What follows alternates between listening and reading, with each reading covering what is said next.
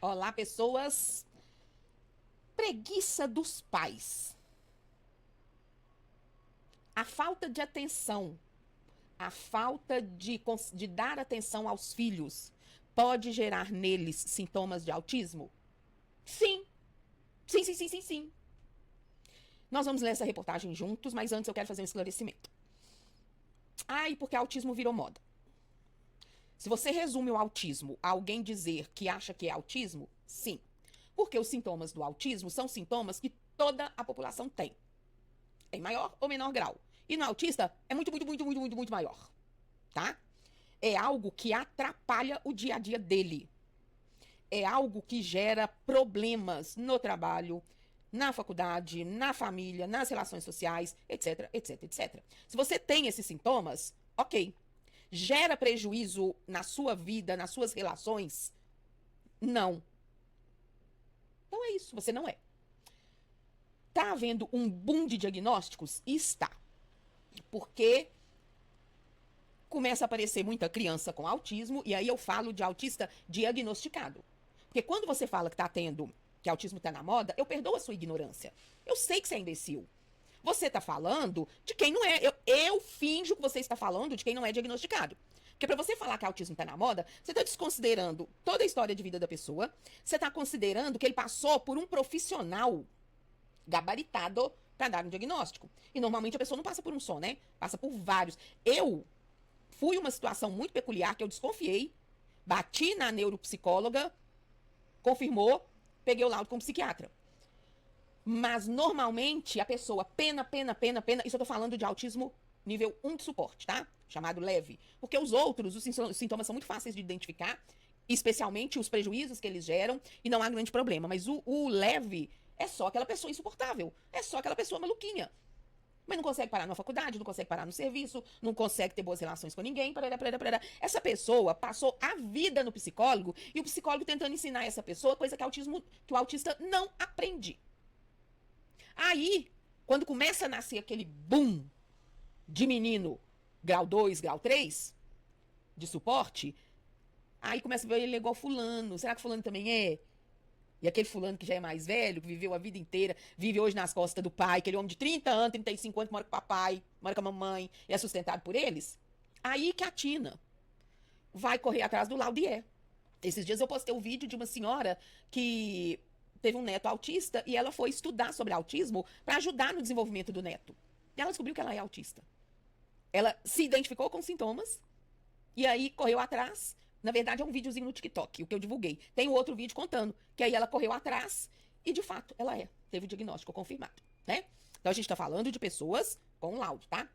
Bom, feito esse parêntese, vamos à notícia. Caderno Saúde do G1. Excesso de telas em crianças pode causar sintomas que se confundem com autismo? Por isso que eu abri falando da preguiça dos pais. Porque a gente tem filho para largar ele na creche ou para largar ele na tela, né? A gente já nasce sabendo que a gente não vai criar aquele filho, que a gente precisa trabalhar. E aí, quando a gente trabalha, a gente tá cansado. Aí a gente tem preguiça, a gente não tem força, a gente não tem energia, ou a gente não tem saco para dar atenção para aquele menino. Aí, o que a gente faz? Chucham a tela nele para ele ficar horas vendo desenho e vai cuidar da vida, né? Olha que interessante. Especialistas alertam que ficar muitas horas por dia no celular, no tablet, no computador e na televisão pode afetar o comportamento e o desenvolvimento de habilidades importantes na infância. Algumas regras básicas ajudam a melhorar a relação da família com as telas. Lembrei de outra coisa que a gente precisa conversar a esse respeito. Quando especialistas alertam, eles não estão falando assim, olha, eu acho que isso. Não, gente. Houve um estudo, houve uma observação, houve um caso ou mais casos concretos estudados. Então, não é igual vocês, porque vocês estão tão acostumados a falar sobre tudo, sem ter know-how sobre nada. Ninguém tem diploma de nada e todo mundo dá opinião sobre tudo. Que quando vocês leem que especialistas alertam, vocês ficam assim, especialista de quê? Especialista, respeita. E aí, algumas regras básicas ajudam a melhorar a relação da família com as telas e prejudicam não só as crianças, mas a todos nós. As telas são veneno. Eu não sabia o mal que estava fazendo ao meu próprio filho. Nádia, de 45 anos, precisava aliar uma rotina atribulada no trabalho como médica aos cuidados com o pequeno Breno, que hoje está com 3 anos. Ela cumpria parte das horas do expediente em casa, realizando atendimentos à distância no período da tarde, e encontrou nas telas uma maneira de manter o filho entretido por longas horas. Gente, é incrível. Assim, eu fico muito indignada, cara, porque a gente tem filho pra largar ele e cuidar da vida da gente. Quando eu era casada, que meu ex-marido queria muito ter filho, a primeira coisa que eu olhei, antes de eu engravidar, graças a Deus não engravidei, mas a primeira atitude que eu tive foi olhar se havia creche período integral perto do meu trabalho. É. A gente já tem filho pensando onde largar ele pros outros olhar. Pensa, que absurdo que é isso. Bom, segundo a mãe, Breno passava uma média de 6 horas por dia assistindo desenhos. 2 horas já é muito, tá? Muitas vezes, para conseguir trabalhar, precisava deixá-lo no celular ou no tablet. E ele ficava ali quietinho assistindo. Em março deste ano, 2024, né? Porém, a situação começou a mudar de figura. Ela fala que recebi uma carta da escola em que ele estudava que chamou atenção para um comportamento muito parecido com alguns sintomas típicos de autismo. Então, a professora ou a coordenadora deve ter observado que a criança estava apresentando sintomas de autismo e orientou a mãe a pesquisar isso mais a fundo. Quais eram os sintomas? Ele não olhava nos olhos dos outros. Ele era agressivo com outras crianças, mordia, batia, não se concentrava em nenhuma atividade, se recusava a comer certos alimentos, tinha birras excessivas e não podia ser contrariado. Esse menino é autista.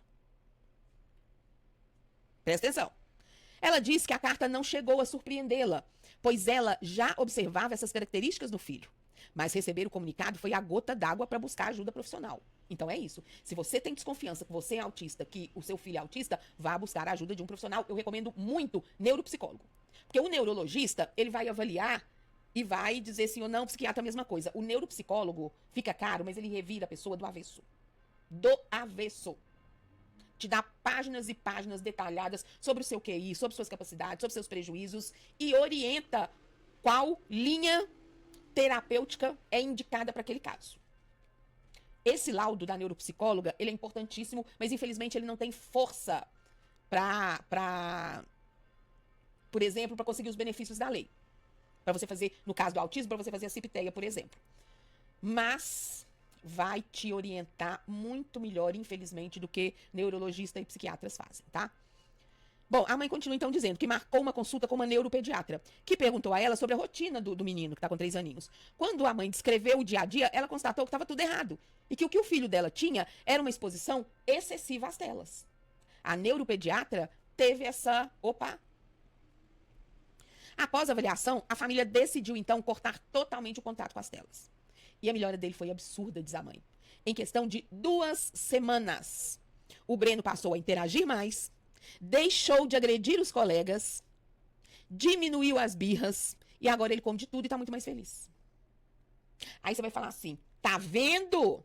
Tem muito menino que é autista que pode ter esse trem aí, ó. Muita tela. Não, gente, não tem. Porque se o menino é autista, ele teve um diagnóstico, tá? E aí, se o diagnóstico que o médico fez tá errado, não é culpa da mãe, não. E eu acredito que deva ser assim, que deve existir sim, mas que não é a maioria. Eu acho que é uma minoria. Mas olha que interessante, os sintomas acabaram com 2 semanas de retirada do menino das telas. Inclui televisão, hein? Aí a mãe continua, eu realmente não fazia ideia, e ela é médica, hein? Eu realmente não fazia ideia de quão errados estávamos. Antes de fazer essa mudança e cortar as telas, eu ia em restaurantes, observava outras crianças chorando ou correndo e pensava, gente, por que esses pais não dão um desenho para elas assistirem? Tá fazendo mal pro filho, nem sabe, né? Às vezes tá de boa, assim, de boa intenção, mas na verdade não é isso. A neuropediatra que acompanha Breno ainda não descartou e nem confirmou um diagnóstico de autismo. Olha que profissional precavida. Até porque com criança, espera-se ela alcançar certa idade para você fechar, tá? O diagnóstico. E se não me engano é depois dos 16 anos, eu não tenho certeza. Mas só de já ter havido essa melhora é um indicativo muito forte de que ele não é. Mas aí, claro que tem. Se ele já apresentou esse sintoma, tem que acompanhar e fazer consultas regulares daqui para frente. O menino precisa ser observado por mais um tempo para observar como ele se desenvolve. A mãe dizendo, mas posso garantir que a partir do momento que tiramos as telas, ele melhorou 70% em 2 semanas. Breno também está fazendo fonoaudiologia para lidar com o atraso na fala e, segundo Pérez, as sessões o ajudam a desenvolver a comunicação. É claro que para conseguir lidar com esse movimento de extinção das telas em casa, a mãe precisou fazer uma série de rotinas, de mudança nas rotinas. E normalmente, gente, envolve a família toda. E não tem essa de que o irmão não tem que ajudar, porque não é uma carga dele. Porra, velho, é uma família. A sua carga, de fato, não pode ser transferida para o seu filho, mas ele precisa ajudar na rotina que diz respeito a um membro do seu grupo familiar. O que é isso? Então, assim, é toda a família que tem que participar. É igual eu fico horrorizada quando um membro da família tem uma cirrose, tem um câncer, tem um, sei lá, no fígado, para de beber. A família continua. Você tem noção? Claro que a pessoa vai falar, não, gente, pode continuar. Gente, isso é uma falta de respeito com a pessoa que parou de beber, porque vício não se cura. E aquela pessoa tá vendo você, ó, e ela não poder por problema de saúde, isso é maldade que você faz com a pessoa. Dieta, a mulher faz dieta e o marido pede sanduíche pra comer.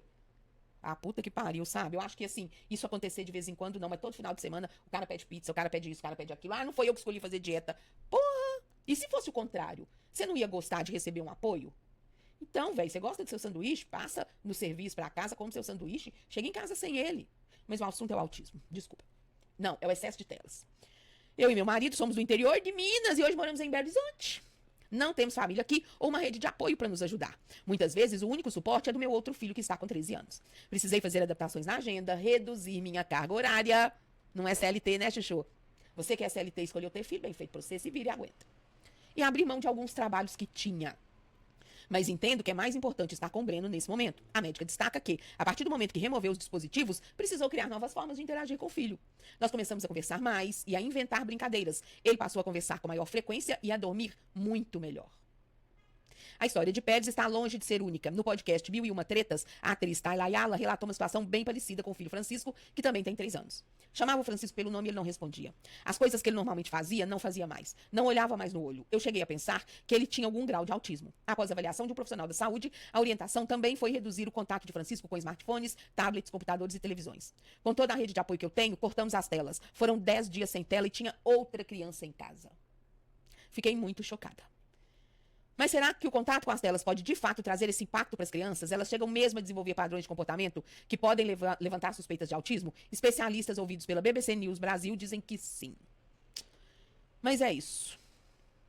As telas geram uma dificuldade de socialização e a tendência... O povo escreve mal, né? Repórter, tá faltando caso aí. O núcleo explica que o núcleo central do autismo é a dificuldade de... eu li errado, desculpa. Não leva a... O núcleo central do autismo é a dificuldade de socialização e a tendência de um comportamento repetitivo e estereotipado, sem muita função. E o excesso de telas pode fazer com que algumas crianças desenvolvam esse comportamento, principalmente uma dificuldade de socializar e aquela tendência de repetir estratégias, conversas e falas que vêm nos vídeos. Isso é algo relativamente comum e quando o problema está relacionado às telas, o comportamento da criança muda quando há maior controle no tempo de exposição. A psicóloga e neurocientista Maíra Gaiato, do Instituto Singular de São Paulo, reforça que as telas não causam autismo. Vocês entenderam? São sintomas que aparecem e permanecem enquanto a criança está exposta às telas em excesso. Se cortar as telas, ainda que demore um pouco, esses sintomas desaparecem, tá? Então, presta atenção. Tela não causa autismo, mas gera sintomas parecidos com ele, e se não for mudado o padrão, vai ficar naquele sintoma ali e vai até piorar. Mas isso não significa que a criança seja autista. O autismo está relacionado a uma predisposição genética. Enfim, o contato com as telas libera no cérebro um neurotransmissor chamado dopamina. Vocês já ouviram isso? Em excesso, essa substância não consegue ser absorvida pelo sistema nervoso e pode fazer acontecer descontroles emocionais e sensoriais. O problema é que, quanto mais se usa as telas, mais dopamina é liberada. E isso cria um vício que gera dependência, alteração no sono, problemas comportamentais, irritabilidade, falta de atenção e dificuldades de interagir socialmente. E aí continua falando, caso vocês tenham interesse, vocês busquem aí no Google, caderno Saúde, G1, excesso de telas em crianças pode causar sintomas de autismo. E aí você vai ler a matéria completa. Você viu, né, mãe? Você viu, né, pai? Pois é. Você viu, né, irmão? Pois é. Você viu, né, adolescente? Porque isso acontece com você também, não é só com criança não, tá? Fica a dica.